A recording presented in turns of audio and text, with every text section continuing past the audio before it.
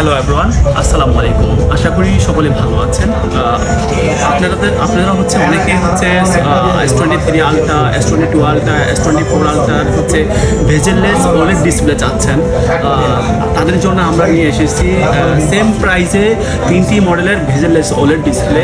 মার্কেটের এত কম প্রাইসে হচ্ছে একমাত্র আমরাই দিতে পারি, কারণ সরাসরি আমরা চায়না থেকে ডিসপ্লে ইনপুট করে থাকি।